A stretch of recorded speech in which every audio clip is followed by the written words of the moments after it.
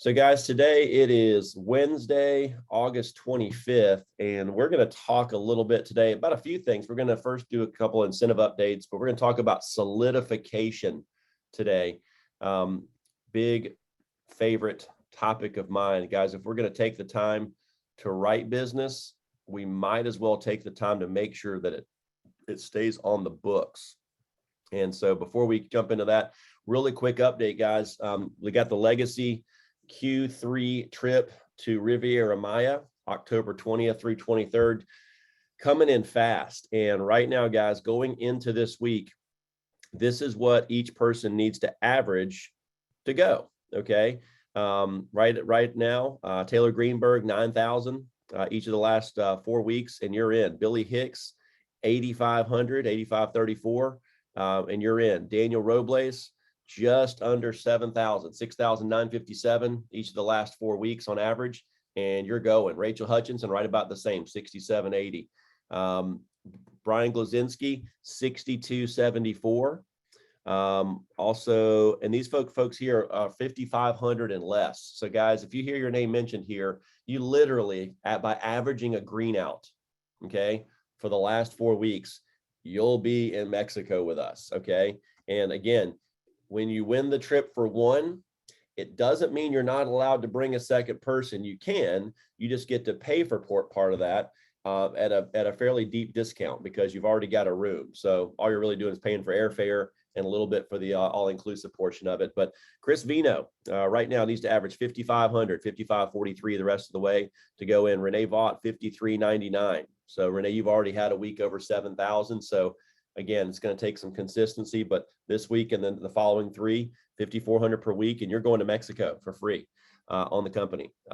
These folks here, 5,000 or less. Zach Tolbert needs to average 49.45, and he's going to Mexico. Johnny McGee, 49.31, and you're going to Mexico. Casey Fine, 48.78 per week. You're going to Mexico. Josiah, 45.29 a week. You're going to Mexico. Todd Stiles, 3308, Rob McLean, 3281. And I'm not even going to mention 1277 for BJ Terode to go, 3,777. And you are bringing your lovely girlfriend along as well. So I know Jasmine would probably love to be at this all-inclusive resort with you. So that's where you are. Maria and Trish have already won that sucker. They're both up over $60,000 of premium for the quarter.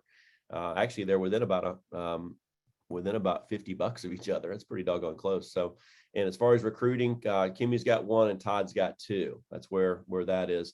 On the Schneider agency side of things, this is where what you got to average for 1. So Keaton, 8,800, PJ right at 6,000, Elise a little over 8,000, Greg Pendleton right at 7,700. John, let's see here, Cody Connor, 6,054 per week, and you're there, my man.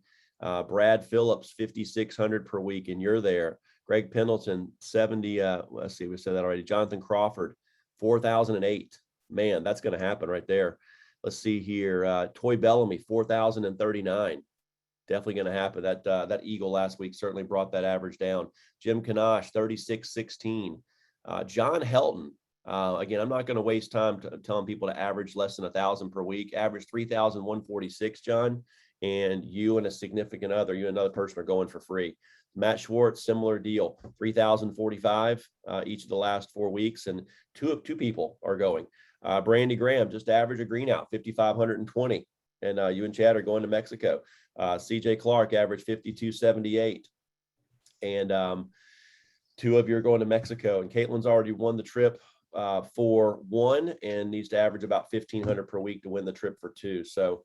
On the recruiting side, Jim Kanash and CJ Clark each have 1. Brad Phillips has 2. So that's where things are with that one. You see your name on the screen right now. It means you are in PIF Perfect. That means you sold something last week, because last week was the first week of the September sales month. So congratulations to you guys. Again, win this and win it at the 15,000 plus. Many of you guys are going to win the trip. Okay. Go ahead and win this and hit 30,000 in premium for the month. A whole nother group of you guys are going to win the trip. Plus you're going to win $1,500 cash from Family Heritage for your monthly bonus, plus another 400 from your agency owner in PIF Perfect cash at the 15,000 plus level, you're going to have some fun. That's I don't know how many pesos you get at $1,900, but it's a lot. So be sure to pick that up. Congratulations to our MVP winner for last week. That is, again, you're in your first 4 full weeks. It is doing 45 hours and 30 demonstrations and reporting your stats each night. Of course, doing your weekly VPF. Mason Sheets did exactly that last week, and we'll be getting an 80% advance on his sales from last week. And we had, outside of that, one cash avalanche winner by doing 30 plus demos last week. It was Brian Terode. He did 32, and he'll have the opportunity for an 80% advance. And just so happens, guys, that Brian rode an eagle too. So if you're looking for, things that help us become successful, 30 demos is definitely one of those for sure. So it pays to do 30 demos each week for sure. So guys, let's flip over now to solidification. Again, if we're going to take the time, guys, to write business, it just makes sense to solidify it as well. I want to share with you guys on this career income examples. Let's just showing it 7 per week. You come out here 10 years out, you do that, you're going to have yourself a nice, you're writing 7 policies in your 10th year. You're making 188, almost 189,000 in first year commissions. You're also making just a couple bucks shy of $70,000 per year in renewals. Okay. Most of you guys have heard, this, 1 second, let me pull it up real quick. I think I've already got it open. Yep, the Jeff Dobines letter. Okay. I share this with everyone. It's part of the reading assignments before the final interview. But let me just read this for you guys real quick. It was written about 16 years ago from Jeff, who's a financial planner in Nashville, Tennessee, to Peter, the gentleman that hired me into this business. He said, Peter, I had an inspiring conversation with a client I wanted to share with you and your group. While reviewing their investment and planning, my retirement planning, my client indicated they started their own business as her husband always wanted to own a scuba shop. Guys, that's the dream, right? That's the vision. That's the why. Wanted to own a scuba shop. That's pretty big. I would imagine that's a pretty expensive endeavor. I asked her where they got the money for the business, and she said that they have a great income from renewals. I asked her what type of renewals, and she said, replied, renewals from my husband's career selling supplemental insurance. Her husband worked in your field for approximately 12 years and retired in 1990. So he probably started in 1978, a little bit older than we are. That's okay. They still have an annual income of approximately $80,000 per year from his career selling supplemental insurance. And even though he's been retired for more than 14 years, they still have this annual income that enables them to live their dreams. By the way, he retired at age 36. Renewals, what a great way to generate a meaningful income for your entire life. So guys, on this scale right here, doing the math here. So if you stopped at 36, did it for 12 years, he started, I guess, when he was probably around 24. Okay. Stopped at 36 in 2005. So about 14, 15 years later, still had 80 grand coming in. Guys, I can tell you right now, when the guy stopped, his residual income was well over 6 figures. Okay. How do I know that? Well, because naturally things erode your renewals over time. One of those things are people dying. Usually when folks die, they stop paying the premium. Some people move. Some people just cancel outright, right? Some people move. And some people change banks and don't let the company know. Those things happen. It happens a lot less when you have a return of premium product and people know that they're going to get their money back when they hold on to it. And that's one thing that helps with our renewals. But guys, we want to make sure that our renewal stream, back to this career income examples, 10-year career, selling 7 policies per week. In year 10, you're going to have just shy of $70,000 a year of renewals. Okay. But guys, I'll tell you right now, if you have average cancellations, this is what your renewals would be, right at 67,731. If you have lower than average cancellation, and some of you guys literally have canceled issues that are like 2%, 1%, almost nothing, which is awesome. And some of you guys have canceled issues over 20%, okay, which is, not as awesome. A to T ratio, guys, that stands for your actual stick rate to target, Okay. A to T is actual to target. Target would be the company average. If you're below 100% on your A to T, that means you have a stick rate lower than the company average, and you have higher than average cancellations over time outside of that first month. Okay. If you have an A to T ratio that's over 100%, it means that your renewals will be stronger. So if you're at 110% renewals, okay, excuse me, 110% A to T, then instead of $70,000 in year 10, you would have about $77,000, okay, coming in year 10. That's pretty significant in residual income and passive income. If you had a 90% A to T ratio, or 10% below the average, then 90% of 70,000 would be 63,000. Okay. So you would have $7,000 per year, or about $800 a month less than what a person with an average cancellation rate would. Okay. So guys, I want you to understand that can play out big time. And guys, if you get in leadership, again, remember, the speed of the pack the speed of the leader determines the speed of the pack. Okay. If you as a leader have higher than average cancellations, chances are your team will. Okay. The team typically follows what the leader does. If the leader has a lower than average cancellation rate, there's a good chance the team will too. So, and that plays out even more, guys. If you just build your team, one person your first year, and add 2 people per year, literally one every 6 months, and do that for the same 10 years, that means in year 10, you'd have about 19 agents. And if they're doing average, your overrides on that will be about $767,000, okay, of new commissions. The renewals on that will be about $282,000, or well over $250,000. That's just passive income. Okay. That means if you stopped working after 10 years, in year 15, or excuse me, in year 11, you'd still make about $290,000. Not bad for retirement. Okay. But guys, the same thing. If your A to T ratio for your organization is 10%, is 110%, you can add an extra $28,000 per year to this. That's pretty significant. If it's 90%, then you can remove about $28,000 from this, or about, what's that, about $3,000, $2,500 per month. Guys, that's significant. So now that you understand the why and how it relates to you, and kind of the what's in it for me, I want to share with you guys how, just some real simple ways to solidify your business. Okay. And here we go. So guys, Tom Hofer is a legend in our business. He's been around longer than I have. He's, I think, 27, 20, 25, 26, 27 years now. This was his 103rd Eagle. So he's written at a pretty high level, and that 103rd Eagle was written 13 and a half years ago. So the guy's sold some insurance for sure. Tom also has an A to T ratio that's well over 100%, meaning that his renewals are significantly stronger. So let me just read to you Tom's Eagle here.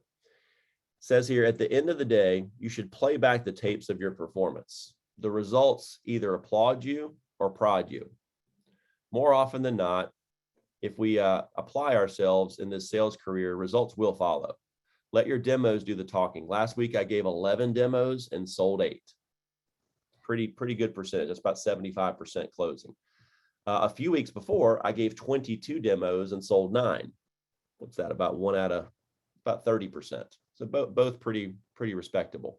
Farmers and ranchers are in the sandhills of Nebraska, as with anyone in America, don't care if they're the first or the last demo of the day. Their time is valuable to them.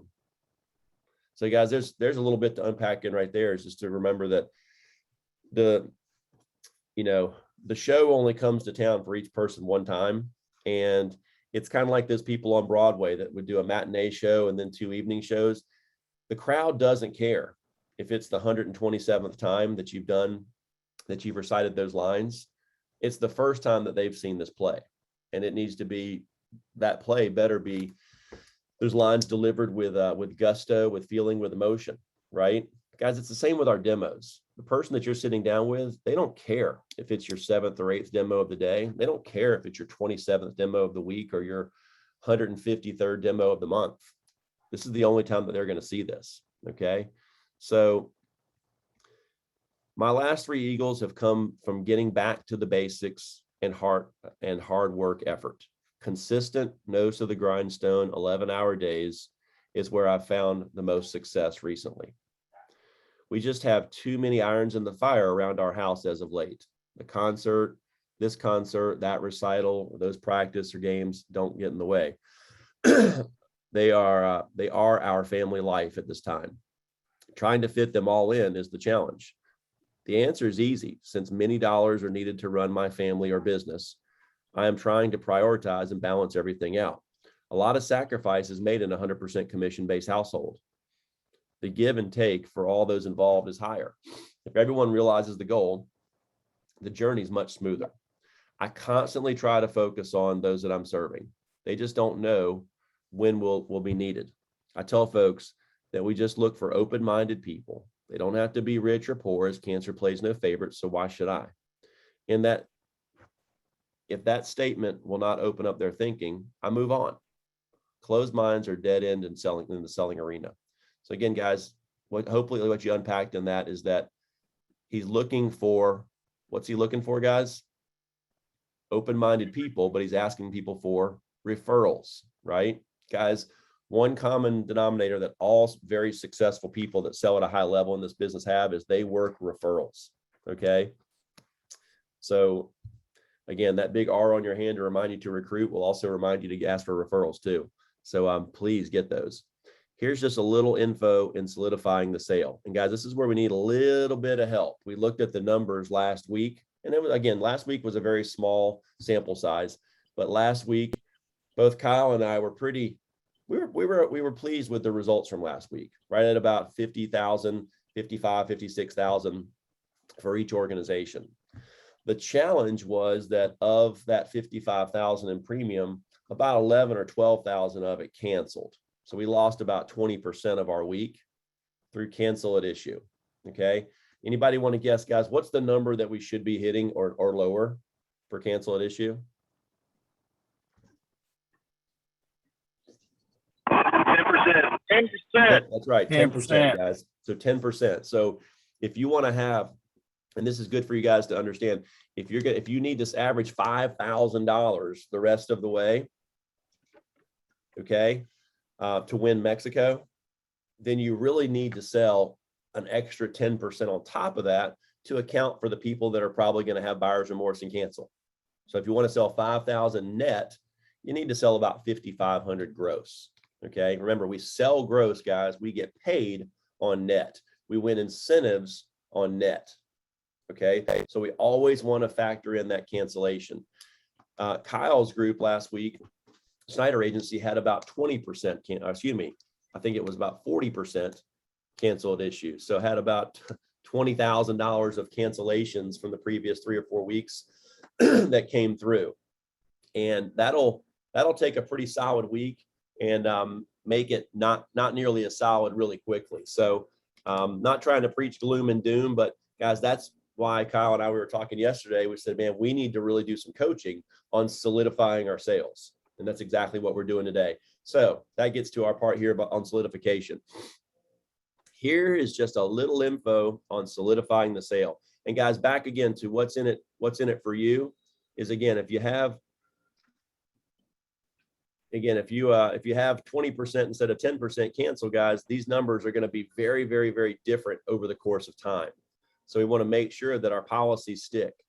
It's not going to be any one policy or any one week or even any one month that makes a massive difference, guys, but it's our habits. Okay.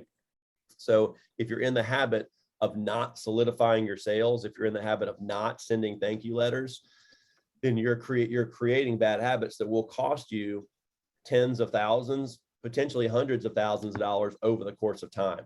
But if you, on the other side, if you create good habits and you do those things, you can have a much higher stick rate and have much higher renewals than the average human. So little info on solidifying the sale. We work so hard to find a nugget. Why not try a little harder to keep it? If each of us could just keep 10% of our cancels over time, think of the stock in renewal income. My Casper ratio is consistently between 109 and 114. That means 9 to 14% higher than the company average, guys. So I must be doing something right in this area. I find that the last thing that we generally cover with a customer is what they remember the most and tend to retain. Guys, that can be also true in when you give people answers, when you give people a multiple choice to choose from, they're usually going to choose the last option. So just kind of write this down here, guys. If you tell someone, hey, I can show it to you now, or if you're really busy, I can come back later. Guys, what are they going to say? What are they going to recommend that you do? Come back later. Come back later. Yeah, that sounds like a good idea. Why don't you come back later? I'm busy. Guys, if you just flip that question and say, listen, if you're totally swamped as you look around with no one in the store, we could book a time to come back later. Or if you got a couple minutes real quick, I can just show you real quick right now and mark you off the list. How about I go ahead and show it to you real quick? Guys, what are they more likely to let you do? Show it to you real quick, right? Yep. So remember, when you're giving people an option, make the option that you'd prefer them choose the last option that you give them, okay? So here's basically what I say in a nutshell before I walk out the door. And guys, write this down and say it at the end of your demos. So, and lastly, Susie, just keep these, okay? It's when you have, and keep, he's really emphasizing the word keep. That's why it has 7 E's in it. Keep these. It's when you have something like this that you don't need it. It's when you don't have it, that's when you need it, right? You know, when you have full coverage on your car, you never see a deer and it never hails. It's when you just have basic liability. That's when a tree limb falls on your car or a baseball hits it, right? So the money that you spend on this is nothing compared to what you get back if you ever used it. So why take a chance? A lot of people say since if they don't use it and they get their money back, it didn't cost them anything. You get the coverage you need, but it's really free. Guys, that's powerful. I have seen policies that people have had for years and years and years, and they pull them out and the benefits on it are horrible. It's crap for the money that they're paying for it. And I ask them, I'm like, my gosh, why do you even have this policy? And the answer I get, guys, the most common answer I get is, well, my agent told me to never, ever, ever drop it. Said, whatever I do, keep this for the rest of my life. And I plan to. Guys, just telling, and I'm thinking in my head going, that's all it takes? My gosh. You better believe I started telling everybody that. Just keep it forever, okay? Just by going back over some key points at the end, I feel that they are resold and it leaves a great feeling. So just in case months or years later, when someone tells them they don't need this coverage or they themselves think about dropping it, this sticks with them. I'm sure this has helped with retention over the years. Brian Tracy states, from a treasury of quotes, set peace of mind as your highest goal and organize your entire life around it. And then he wraps up with, the harder I work, the luckier my family gets. So guys, some of you have asked over the course of time, well, what's a good thank you letter? What do I do? Well, guys, first off, I'll say this. All of you guys have in your office, you guys should have a big old stacks of thank you postcards, okay?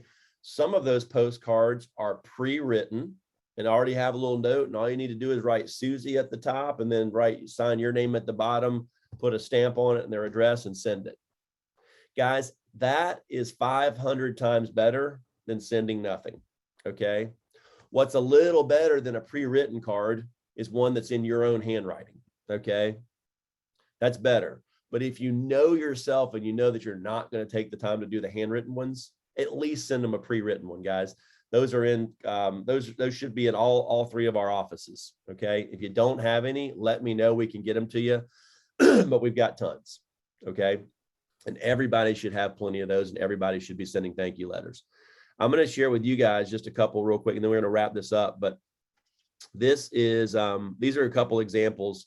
Guys, I just always typed up my letters when I was doing this. We didn't have fancy postcards and stuff created back then yet. So literally I created some family heritage stationery just by getting the company logo, went and had some stationery made. Okay. Pretty simple. If you don't have that right now, just get the logo and print it whenever you print up your thank you letters, print it right on there. You're making your own stationery. It's not hard to do. It looks a lot more professional. So this is actually a thank you letter to Lou Giussano from 2005. Hey, and this is the same thank you letter I sent to probably 90% of the people that I met with. Dear Lou, enjoyed meeting with you the other day about supplemental insurance plans we offer to employees. Cancer, heart disease, other serious accidents and illnesses are things we don't think about till they're upon us. As a business person, these events can have a devastating impact on your employees, their families, and the rest of your workforce. The supplemental plans we offer are designed to eliminate the financial stress and strain associated with battering a serious illness and recovering from injuries. We often don't anticipate the costs, such as lost income, travel, lodging expenses, deductibles, and co-payments, which are all in addition to our regular living expenses until it's too late. Our plans pay in addition to any other insurance, pay benefits directly to the claimant, refund your premiums, plans not used, and are offered at no cost to your company. These features make it something many business owners are taking out for themselves and making available to their employees. This can even be administered without using your company's payroll system. It's very simple. Please check us out. Do not hesitate to call when you have a question. I sincerely look forward to the opportunity to serve you and your people and build some great working relationships along the way. Yours to count on, Van Davenport. Guys, that's obviously was a letter I would send to a business owner or an HR person or a key manager, general manager, someone that I met with, and I'm trying to get into their business. Okay. Guys, there's also thank you letters for after you've sold in a company. Gene Grubbs, thanks for letting me. I enjoyed sitting down with your employees and sharing with them the peace of mind that our insurance provides. My mission as your representative is to assist you with any questions or concerns your employees might have. Feel free to call me with anything you have. The protection you made available to your employees will be a blessing that they'll not forget in their time of need. Likewise, if they don't have to use it, they get their money back. It was a nice bonus. Here's my number. Guys, here's a letter for when somebody was thinking about it. I got done with the demo and they didn't say yes. I don't think I got a whole lot of business from this, but if I thought that they were really going to think about it, I'd send them a thank you letter that very same night. Hey, really enjoyed meeting you today and sharing with you the benefits that our plans offer. While you're making your decision, I would encourage you to ask yourself 2 questions. If I knew what you know, would I choose to buy what you sell? I said, I think so, because I own this policy myself. Number 2 is after using this and experiencing it, after I've used this and experienced it, will I be glad I got it, or will I feel ripped off? Enclosed a testimonial from Jacqueline Beach, a client of mine, who bought and used the same policy. Okay. If you answered yes to these 2 questions, I'd recommend that you protect yourself. Okay. Just makes sense. Here's our information. So guys, hopefully the point's not specifically and exactly the wording. Guys, the point is that I take the time to send a thank you letter. That's a huge thing. For any of you guys that saw the Hall of Fame inductions, the Football Hall of Fame inductions, Peyton Manning got into the Hall of Fame recently, and great speech giver, great pitch man. I mean, one thing that Peyton Manning is known for is his handwritten letters that he sends to people. And people that talk about him in interviews, they always talk about the letters that he sends and how much it means to people. So guys, the point again, it's not always what's in the letter. That makes some difference, but the fact that you sent it, people appreciate that, guys, big time. Lastly, guys, this is a letter to an owner that I haven't even met yet, but I want to get in. I popped in a couple times, hadn't been able to get in. Well, instead of just popping in 27 more times, I sent Sharon Turner, the person I wanted to catch up with at this particular business, a letter. Okay. Hey, Sharon, my name's Vance Davenport. I work with Family Heritage. I've had the chance to, over the past few weeks, to meet with a few of your employees. I'll stop in to catch up with you about the supplemental plans we offer. And then it's really basically my other follow-up thank you letter. Don't hesitate to give me a call and answer questions. I will be sure to call you tomorrow, Friday, March 3rd, not to be intrusive, but just to set up a brief appointment to discuss how we may be a good idea for Hamlin companies. One thing I would ask is you consider sharing is, would any of your employees be strapped if they or a family member were diagnosed with cancer? P.S. I've enclosed a few testimonials for you. One's from a client. One is from a client, the other from Kevin Nelson, who's the president of the Garner Chamber of Commerce. This business is in Garner. Kevin Nelson was at the time the president of the Chamber of Commerce there in Garner. He also bought a policy from me. And then I asked him to write a testimonial letter for me to share with other businesses in Garner. Hey, the president of the chamber is a client of mine. And was actually a pretty cool. Not sure if I actually can pull that up quickly, but I will see if I can find that. Let's see here. Kevin, probably not, but I'll try. Let me get down to the K's and see if that actually does pull up. H-I. No, not in there. That's okay. I think I did see one in here that said Garner Chamber of Commerce. What's that one? Oh, not much on that one. So, but anyway, guys, hopefully you get the idea. And the same goes, guys, for thank you letters to individual clients. That should be just something that you just do. Chad Conover, dear friend of mine, did this business for 17 years. You should just, one habit he had was just he would keep his thank you letters right there in the visor above. And when he would get out of making a sale, he would just come back, grab the next one, quickly write it, stamp it, stick it in the mail that very same day, and it was done. So he never let it pile up on him, never let it become a chore, a big deal. So guys, I hope that was helpful. Are there any questions, comments, any people on here that send thank you letters that have had people thank you for it? The challenge with thank you letters, guys, is there's no control. You don't have a group of 100 people that you send them all thank you letters, and then the same group over here that you didn't send them to, and you see which business sticks the best. You just have to have faith that we're telling you the truth and that your business will stick better. Lazy people suffer. People that take the time to do this come out ahead and have more business stick on the books. But any questions, comments, or anything like that before we wrap? Hey, Van, it's Sarah. Could you send us a couple of those write-ups, like shoot us an email? Yeah, sure. Matter of fact, your trainer can too, because I've sent emails out with thank you letters at least a dozen times over the years. So yeah, we sure, I can definitely pull up an email and send you guys out a whole truckload of my thank you letters. Not a problem. Anybody else? All right, guys. Well, thanks for being on, and appreciate you doing that. Let's it's hump day, guys. This is the time where last week we really turned it on, had a good strong Wednesday, Thursday, and Friday. And I think we ought to do it again this week. So have a great day today. Thanks for being on, and let's go be a blessing for somebody. Take care. Thanks, Van. Good stuff, bud. Thanks, guys, and happy belated birthday, Izzy, and happy birthday to Casey as well. Have a great day, guys. Thank you. Thanks. Appreciate it.